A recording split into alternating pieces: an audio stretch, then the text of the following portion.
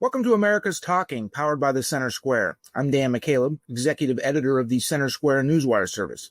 With the midterm elections a year away to determine who controls both branches of Congress beyond 2026, President Donald Trump says he wants to make sure the elections are fair by requiring voter ID at the polls and ending most mail-in voting opportunities.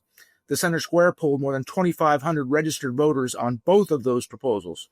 Joining me to discuss the Center Square Voters' Voice poll results is Therese Boudreau, the Center Square's congressional reporter.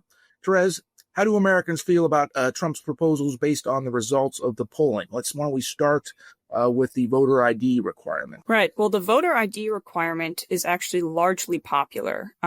So the question asks, do you support or oppose Trump's idea to have voters show voter ID at the polls before they vote? So you can't just sign your name and, attest that you're some person, whatever. You actually have to have approved photo ID and show it at the polls. And so that received across Democrats, Republicans, Independents, 71% support. And actually the majority in all parties, so you have Republican, Democrat, Independent, supported it.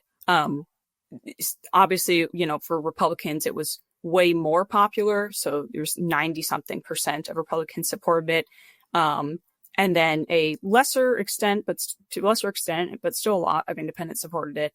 And then again, Democrats barely supported it they support it by a majority, but not, to overwhelming levels. So that's definitely the more popular one of his proposals. And you'll see this trend with both the questions when we get to the other one, to where both of these proposals are very popular among certain demographics. So if you were to take a voter and that voter is a white male, millennial, so, in his like 30s or early 40s, has children under 18, is college educated, and lives in a rural area, all of those together, that would make like the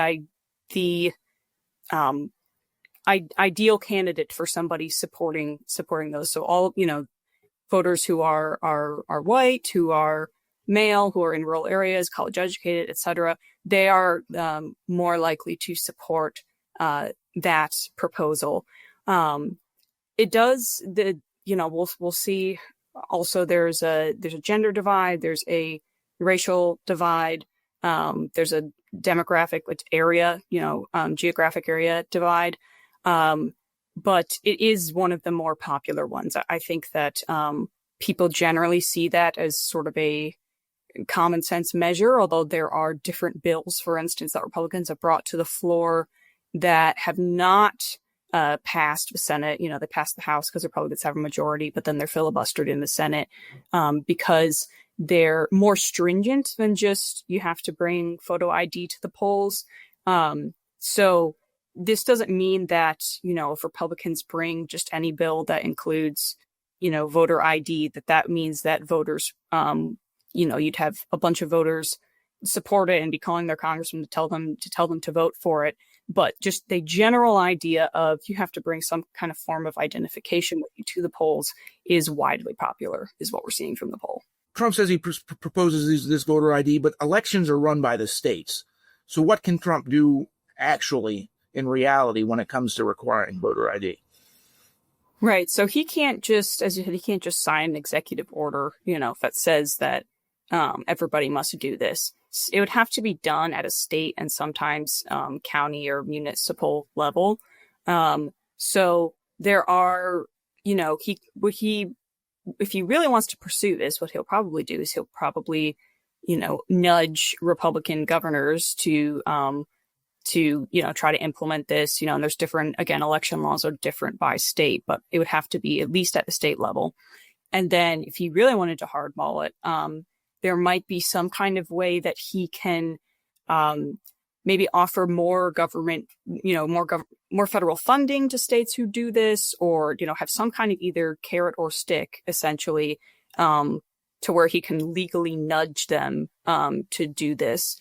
This is the same problem, of course, with his proposal to ban mail-in voting, which is a lot. What did our poll say about that?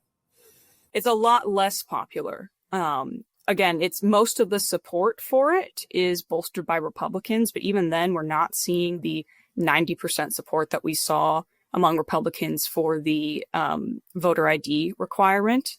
So the demographically, the support remains similar in that, again, white voters, male voters, those who aren't really young and aren't really old, millennials and sometimes a little bit older than that, they're the ones who support the most in general. But it overall, it only got out of all three parties and out of all the voters, it only got a 47% approval rating. So that's less than half. It's not a majority of people who support banning mail-in voting. And again, a lot of that too is probably just because it seems less of a more imminent. It seems less of a way to ensure election security immediately. If the voter ID, it's like, okay, you can immediately see, this person, it's much more direct. And also it's easier for people to bring an ID with them to the polls in general, whereas not having access to mail-in voting. I mean, there's college students, there's,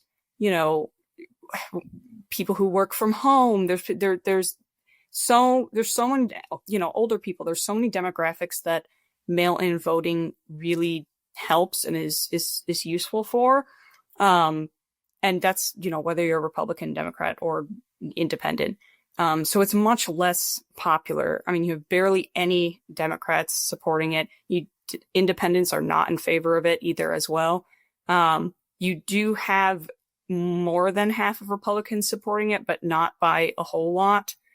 So that's something to where if Trump tries to nudge governors in that direction, I don't think the governors, I don't think their populations would really be happy with them, because it seems like that's something that, whether Trump likes it or not, is probably just going to stay available as an option.